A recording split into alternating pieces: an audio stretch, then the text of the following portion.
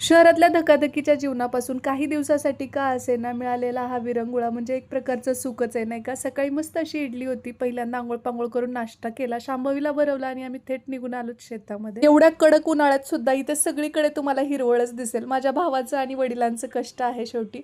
आणि त्यानंतर मग इथे मी घास काढायला घेतला, कारण की आता प्युअर दूध मुलांना हवं आहे. कसल्याही प्रकारे त्यात पाणी नको आहे म्हटल्यानंतर चारासुद्धा तितकाच भारी असायला पाहिजे, नाही का? इथं म्हशीला वगैरे चारा टाकला. तिचं एक छोटंसं वासरू सुद्धा आहे, ते पुढे मी तुम्हाला दाखवणार आहे. आम्ही जरी नोकरीनिमित्त बाहेरगावी राहत असलो ना, तरी सुद्धा गावाकडची ओढ ही कायम मनात असते. त्यामुळेच दिवाळी आणि उन्हाळ्याच्या सुट्ट्यामध्ये इकडे आल्याशिवाय राहतच नाही. त्यातल्या त्यात खास करून तुम्ही जर माझ्यासारखे ग्रामीण भागातले असाल तर, कारण की कितीही नाही म्हटलं तरी शहरातला तो गोंगाट, प्रदूषण आणि ती जीवघेणी स्पर्धा हे सगळं नकोसं वाटतं. अगदी गुदमरायला होतं. परंतु जेव्हा केव्हा गावाकडे येते ना, तर त्यावेळी पुन्हा गावाकडे येईपर्यंतची ऊर्जा मी सामावून घेऊन जात असते. कारण का ह्या गोष्टी खूप रिफ्रेश करतात. तुम्ही जर कधी गावाकडे गेलात ना, तर शेतामध्ये नक्की फेरफटका मारा. खूप एनर्जी आणि पॉझिटिव्हिटी मिळते.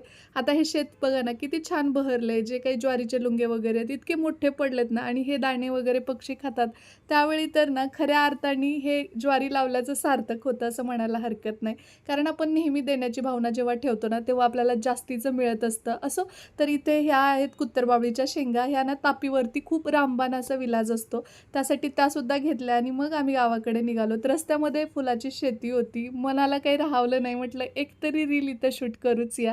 आणि त्यानंतर मग आम्ही थोडंसं तिथं शूट घ्यायला जात होतो. परंतु फुलाकडे जायचं म्हणल्यास काटे तर तुडवावे लागणारच आहेत. अशा छोट्या छोट्या गोष्टी खूप मोठा आनंद देऊन जातात. बरं, तुम्हाला नेमकं कोणती गोष्ट आनंदी करते ते मला कमेंट बॉक्समध्ये नक्की सांगा. चला, रील वगैरे शूट केली आणि असं संपवलं.